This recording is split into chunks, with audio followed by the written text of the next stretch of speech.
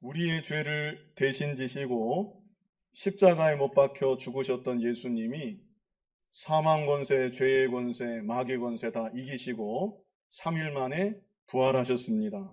그래서 이 시간 예수님의 부활과 관련해서 중요한 세 가지를 증거하고자 합니다. 먼저 첫 번째는 여기 주보에 1번 그랬는데요. 첫 번째는 부활의 의미입니다. 부활의 의미. 예수님의 부활에는 어떤 의미가 있는가? 가장 중요한 것은 예수님은 하나님의 아들이시다. 이 사실을 우리들에게 알게 하여 주는 것입니다. 살아생전 예수님은 나와 아버지는 하나이니라, 나를 본 자는 아버지를 본 것이니라 하시면서 예수님 자신과 성부 하나님을 같은 선상에 두고 여러 번 말씀을 하셨습니다.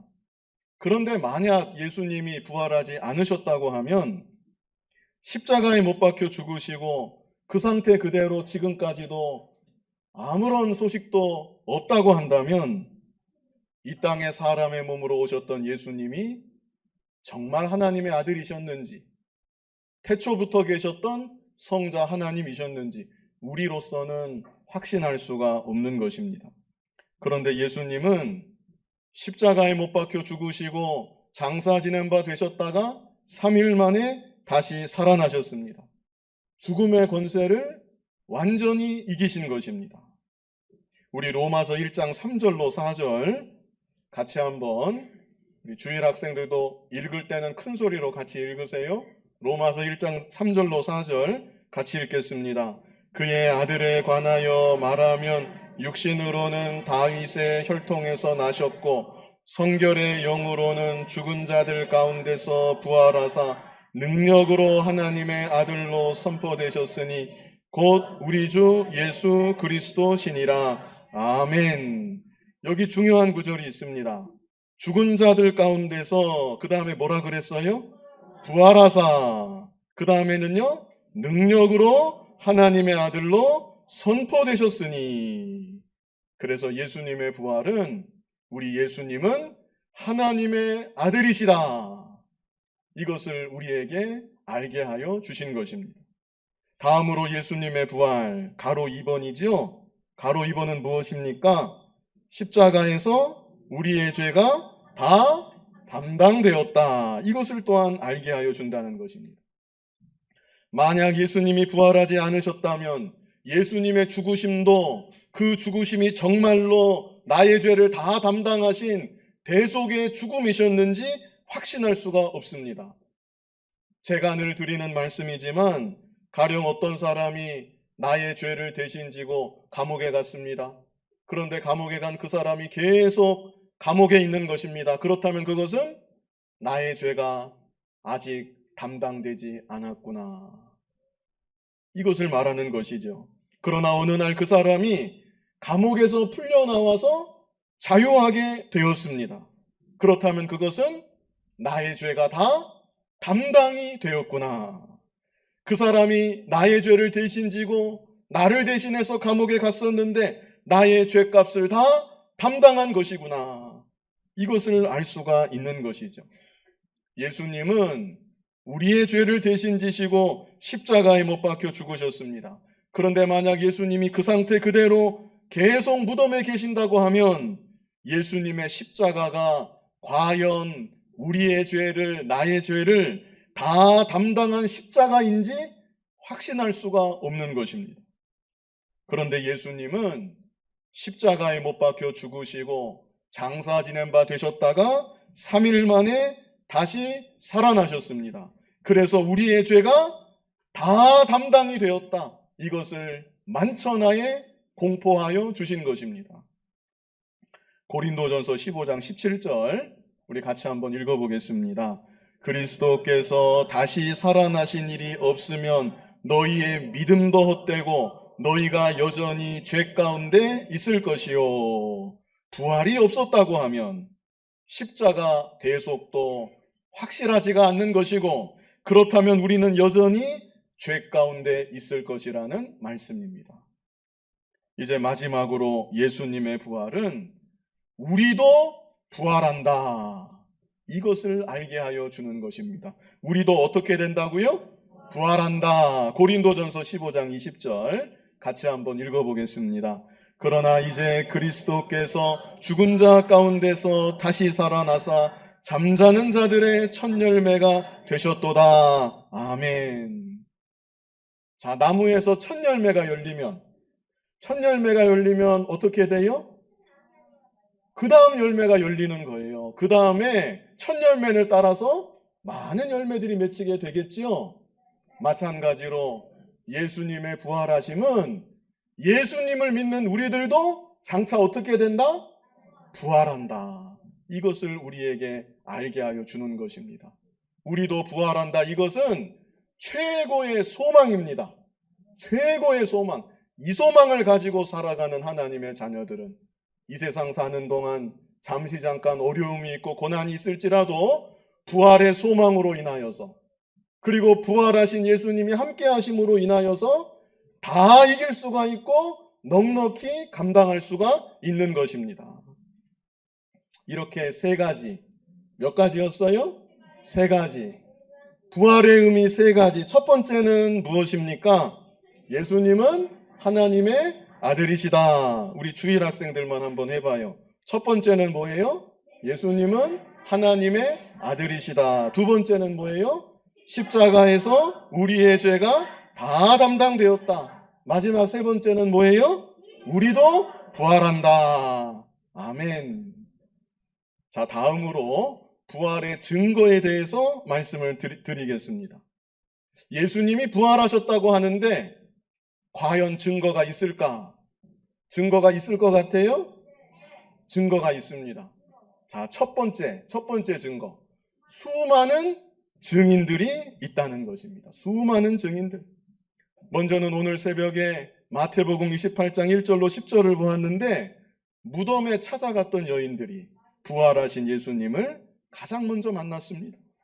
그런데 이 여인들만이 아니라 자, 고린도전서 15장 3절로 4절을 우리 같이 한번 읽어보겠습니다. 내가 받은 것을 먼저 너희에게 전하였노니 이는 성경대로 그리스도께서 우리 죄를 위하여 죽으시고 장사 지낸 바 되셨다가 성경대로 사흘 만에 다시 살아나사. 자, 그 다음에 5절로 6절을 우리 같이 한번 읽어보겠습니다. 게바에게 보이시고 후에 12 제자에게와 그 후에 500여 형제에게 일시에 보이셨나니 그 중에 지금까지 대다수는 살아있고 어떤 사람은 잠들었으며. 자, 5절을 다시 보면 누구에게 보이셨다고 여기 말씀했습니까? 게바에게 보이시고. 게바가 누구지요? 게바가 누군지 몰라요? 우리 주인 학생들? 게바는 베드로입니다. 게바는 베드로예요. 그리고 그 다음에 12 제자에게와, 자, 6절을 보면 그 후에 500여 형제에게 일시에 보이셨나니 그 중에 지금까지 대다수가 살아있다.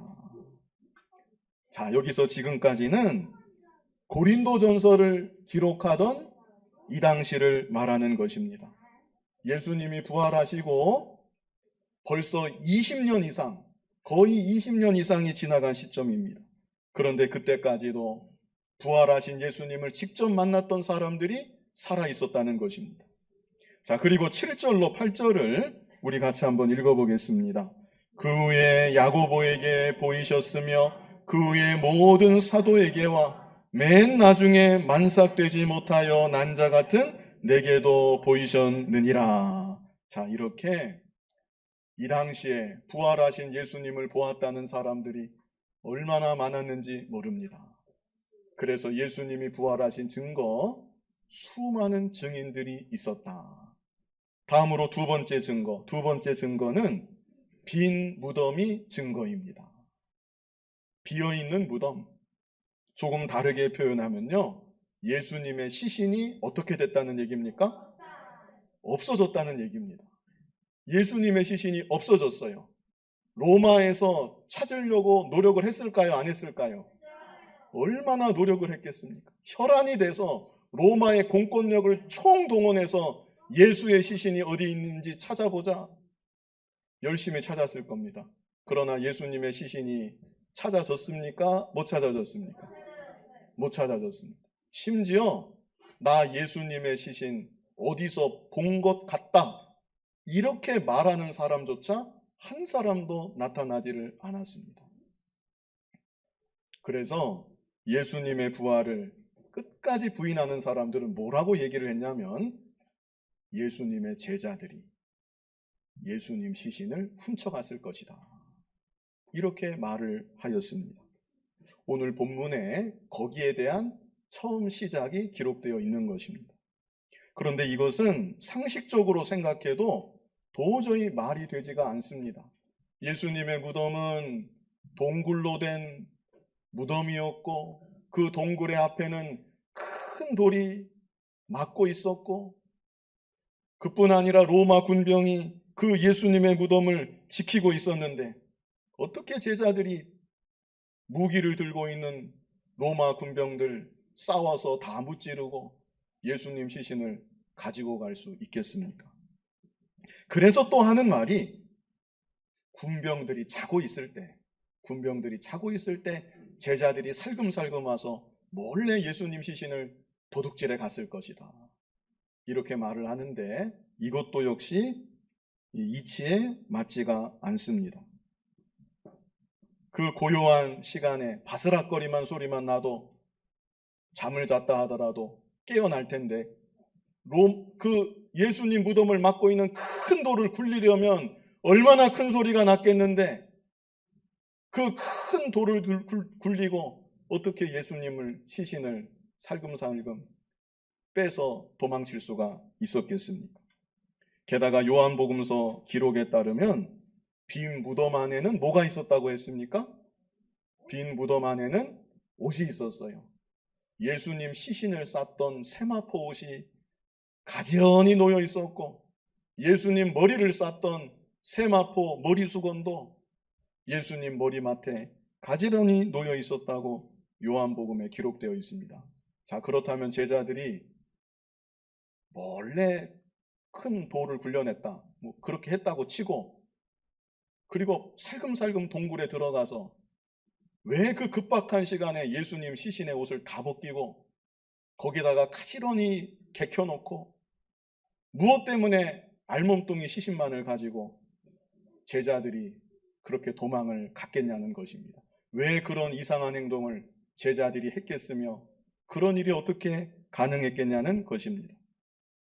더욱이 제자들은 그들 자체가 예수님의 부활을 믿지를 않았습니다. 이게 결정적인 것입니다.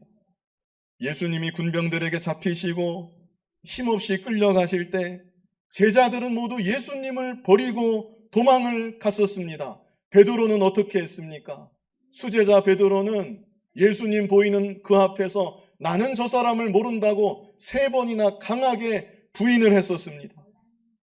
그런데 그랬던 제자들이 갑자기 무슨 용기가 나서 로마 군병들이 지키고 있는 무덤에까지 가서 우리 예수님의 시신을 가지고 도망을 가자, 이런 생각을 했겠냐는 것입니다.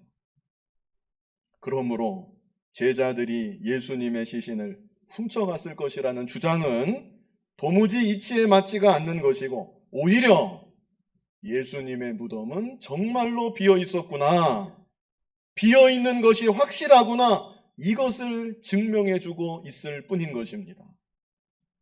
그 당시 유대 지역을 통치했던 로마는 큰 소요와 혼란으로 어려움을 겪었다고 역사 기록에 나와 있습니다.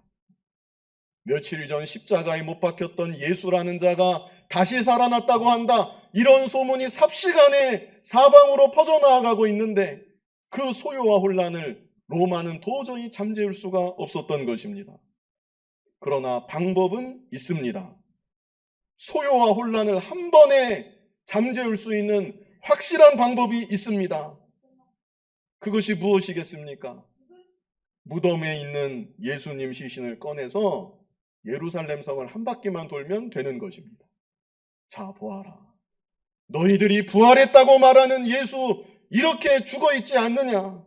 얼마나 간단하고 확실한 방법입니까? 그런데 로마는 그 간단한 일을 못합니다. 왜 못하지요? 우리 예수님이 실제 부활하셨기 때문에. 예수님 누우셨던 그 무덤 자리는 비어 있었기 때문에 로마 정부는 그 일을 못하는 것입니다. 자, 부활하신 증거 마지막 세 번째는 변화된 제자들의 삶입니다. 변화된 제자들의 삶. 부활하신 예수님을 만났던 제자들은 정말로 극적으로 그들의 삶이 변화가 되었습니다. 앞에서도 말씀드렸지만 제자들은 예수님이 붙잡히실 때 모두가 두려워서 예수님을 버리고 도망을 쳤습니다. 예수님 죽으신 이후에도 행여 자기들에게 조금이라도 해가 미칠까 두려워서 방문을 꼭꼭 걸어 잠그고 숨어 있었던 것이 제자들이었습니다. 그런데 그랬던 제자들이 어느 날 갑자기 방문을 열고 밖으로 나와서 사방을 다니면서 예수님이 부활하셨습니다. 우리 예수님이 부활하사 지금도 살아계십니다. 담대하게 증거하며 다니는 것입니다. 어떻게 이런 일이 가능할 수 있겠습니까? 부활하신 예수님을 제자들이 실제 보았던 것입니다. 그리고 예수님으로부터 내가 다시 올 것이다. 내가 반드시 다시 올 것이다. 땅끝까지 이르러서 나의 증인이 되어야 한다. 이렇게 사명을 제자들에게 주시고 또 기다렸던 약속했던 성령도 받게 되고 그 후로부터 제자들은 또다시 예수님을 모른다고 부인하지 아니하고 우리 예수님 부활하셨습니다. 우리 예수님 지금도 살아계시고 반드시 다시 오시겠다고 우리에게 말씀해 주셨습니다.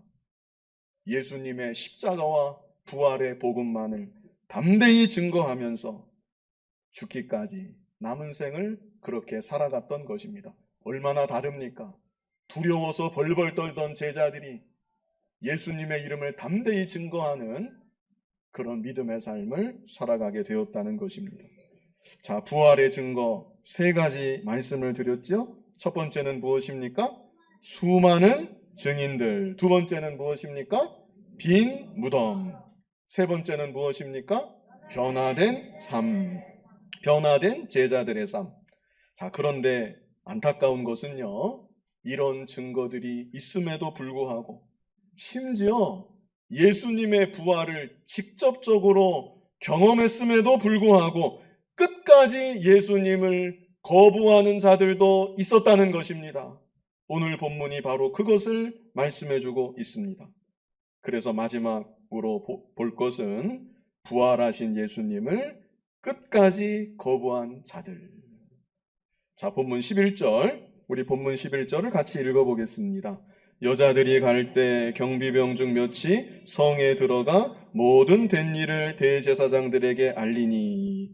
자, 여기서 여자들은 우리 마태복음 28장 1절로 10절을 새벽에 보았는데요, 예수님 시신에 향품을 발라드리기 위해서 이른 새벽 예수님 무덤에 찾아갔던 여인들입니다. 그런데 이 여인들이 부활하신 예수님을 만나게 되었고 예수님 부활하셨다는 이 소식을 제자들에게 전해주기 위해서 지금 가고 있다는 것입니다. 그런데요, 이 여인들만 놀라운 경험을 한 게 아니라 여인들이 무덤에 도착하기도 전에 그곳을 지키고 있던 로마 군병들은 더욱 놀라운 경험을 하였습니다. 어떤 경험을 했는가? 땅에서 지진이 나는 것. 그 고요한 어두움 가운데 땅에서 지진이 나고 하늘로부터 천사가 내려오고 무덤을 막고 있는 돌을 굴려내고 정신을 차리고 보았더니 예수님 시신은 사라지고 그 자리에 세마포옷이 가지런히 개켜있는 정말 충격적인 일을 로마 군병들은 먼저 경험했던 것입니다. 그렇다면 이들이 여기 누우셨던 이분은 정말로 하나님의 아들이셨구나, 그렇게 생각하고도 남았을 것 같은데 그들은 그렇게 하지 않았습니다. 자, 여기 11절을 다시 보면 뭐라고 말씀했습니까? 여자들이 갈 때 경비병 중 몇이 성에 들어가 모든 된 일을 대제사장들에게 알리니. 자, 경비병 중 몇은 그 자리를 계속 지키고 있는 것이고 그 가운데 또 몇은 대제사장들에게 빨리 가서 자신들이 경험한 일을 말해 주었다는 것입니다. 자, 그러자 대제사장들이 어떻게 했는가? 12절로 13절 같이 한번 읽어보겠습니다.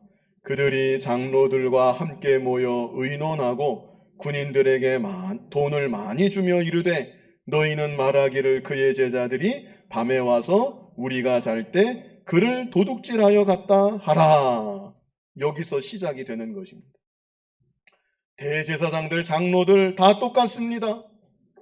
이제라도 예수님이 하나님이신 것을 받아들이고 자기들의 잘못을 자복하고 회개하면서 십자가와 부활의 주님을 영접해야 마땅한 것입니다. 그런데 이들은 함께 모여서 의논을 했다. 그리고 의논한 끝에 군인들에게 돈을 많이 주어서 제자들이 와서 예수님 시신 도둑질해 갔다고 거짓 증인을 하도록 시켰다는 것입니다.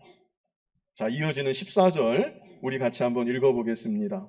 만일 이 말이 총독에게 들리면 우리가 권하여 너희로 근심하지 않게 하리라 하니. 자, 이것은 시신을 도둑 맞았다는 말 총독 귀에 들어가면 보초병들 문초당할 수 있습니다. 만약 그런 일이 있어도 우리가 너희들 뒤를 잘 봐주겠다. 그러니까 걱정하지 말고 거짓 소문을 터뜨려라. 이렇게 안심을 시킨 것이죠. 자, 그래서 마지막 15절 우리 같이 한번 읽어보겠습니다. 군인들이 돈을 받고 가르친 대로 하였으니 이 말이 오늘날까지 유대인 가운데 두루 퍼지니라. 참 너무나 안타까운 일입니다. 로마 군병들, 대제사장들, 장로들 이들도 역시 예수님의 부활을 경험했던 것입니다. 그러나 이들은 부활하신 예수님을 끝까지 거부했다는 것. 부활의 주님을 마음 가운데 영접하지 못했습니다. 그럴 마음의 여지가 없었던 것입니다. 먼저 군병들의 경우 왜 그런 마음의 여지가 없었는가? 돈에 대한 욕심 때문에, 돈의 매수가 되고 돈의 종이 되었기 때문에 부활하신 예수님을 마음 가운데 영접할 여지가 없었습니다. 오늘날도 그렇습니다. 돈이 너무나 좋아서 물질만 바라보고 물질을 따라 살아가느라 십자가와 부활의 주님을 끝까지 거부하고 십자가와 부활의 주님을 영접하지 못하는 사람들이 이 세상에는 많이 있는 것입니다. 대제사장들과 장로들, 이들은 명예에 대한 욕심 때문에, 권세에 대한 욕심 때문에 부활하신 예수님을 영접할 마음의 여지가 없었습니다. 이제 와서 예수님 부활하셨다고 인정하면 그동안 자신들이 예수님께 행했던 일에 대해서는 뭐라고 변명을 하겠으며 지금까지 누려왔던 자기들의 명예와 권세는 어떻게 되겠냐는 것입니다. 그래서 이들 입장에서는 십자가에 못 박혀 죽은 예수 절대로 부활하면 안 되는 것입니다. 오늘날도 명예와 권세가 좋아서 대단한 명예와 권세는 아닐지라도 세상에 속한 여러 가지 욕심들 때문에 십자가에 못 박혀 죽으시고 3일 만에 부활하신 예수님을 끝까지 만나지 못하고 그 예수를 영접하지 못하는 사람들이 이 세상 가운데 많이 있는 것입니다. 오늘 이 시간 함께 예배하는 사랑하는 여러분, 십자가에서 우리의 죄를 대속하신 예수님, 그리고 사흘 만에 부활하사 지금도 살아계신 예수님, 이 자리에 계신 여러분들 가운데 단 한 분도 빠짐없이 예수님을 다 믿으시고 앞으로 남은 일생토록 부활하신 주님과 기쁨으로 동행을 하시고 십자가와 부활의 주님 담대하게 증거하며 살아갈 수 있는 복된 삶이 다 되시기를 간절히 바랍니다. 거룩하신 아버지 하나님, 우리 마음 가운데 하나님께서 은혜 베풀어 주시고 성령께서 역사해 주셔서 십자가와 부활의 주님 온전히 바라보게 하여 주시고 이제도 살아계신 주님을 내 마음 가운데 모시고 주님을 증거하며 살아가는 우리들 모두가 되게 하여 주옵소서. 예수님 이름으로 기도하옵나이다.